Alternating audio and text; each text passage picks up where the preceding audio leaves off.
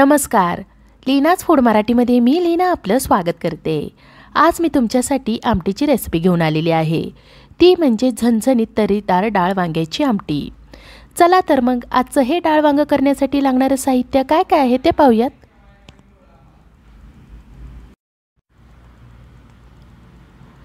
तेल, 4 मध्यम आकाराची वांगी घेतलेली आहेत.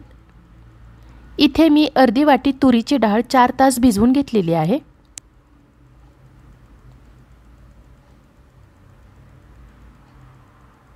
एक मध्यम आकाराचा कांदा बारीक चिरून घेतलेला आहे.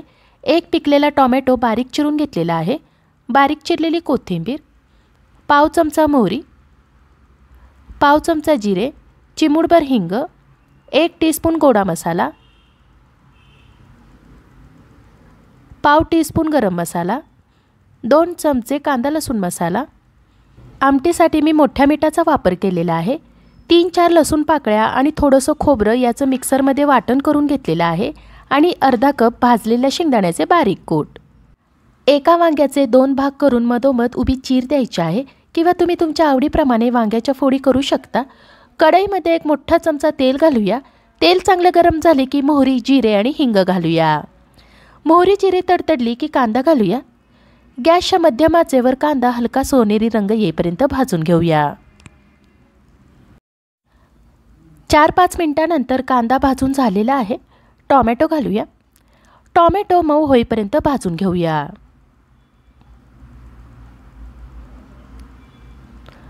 टोमॅटो मऊ झालेला आहे. लसूण खोबऱ्याचे वाटण घालून 2 ते 3 मिनिटे भाजून घेऊया. लसूण खोबऱ्याचे वाटण भाजत असताना गॅसची आच कमी करायची आहे. वाटण भाजून झालेले आहे. कांदा लसूण मसाला, गरम मसाला, गोडा मसाला घालूया आणि एखादा मिनिट परतून घेऊया. मसाले छान भाजून झालेले आहे. आता याच्यामध्ये वांग्याच्या फोडी घालूया आणि मसाल्यामध्ये वांगी छान परतून घेऊया.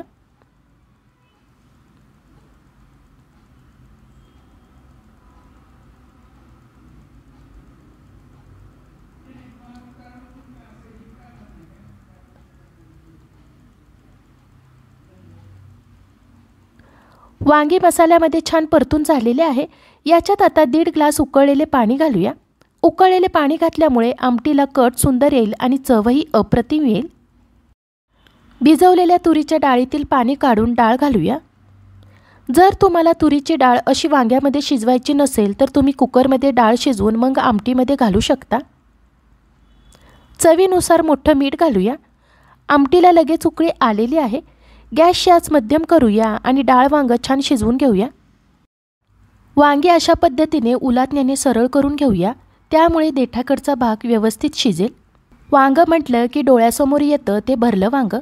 पण पावसाळ्याचे दिवस आहेत त्यामुळे वांग बाहेरून दिसायला चांगलं असलं तरी आतून खराब असतं. म्हणून शक्यतो पावसाळ्यात भरलं वांग करायचं जरा टाळायचंच. 15 मिनिटे झालेली आहेत. डाळ शिजली आहे का नाही ते पाहूयात. तुरीची डाळ छान मऊ शिजलेली आहे. भाजलेले शेंगदाण्याचे बारीक कूट आणि बारीक चिरलेली कोथिंबीर घालूया आणि मिक्स करून घेऊया. मिक्स करून झाल्यानंतर झाकण ठेवून आमटीला मंद आचेवर छान उकळी आणूया. म्हणजे आमटी आपली छान मिळून येईल.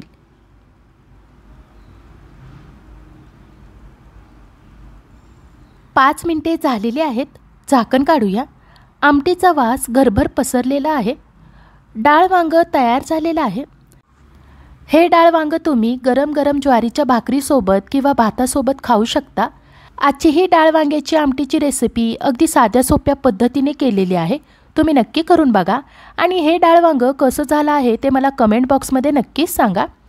अशा छान छान रेसिपी पाहण्यासाठी लीनाच फूड मराठीला लाईक, शेअर आणि सबस्क्राईब करायला विसरू नका. धन्यवाद.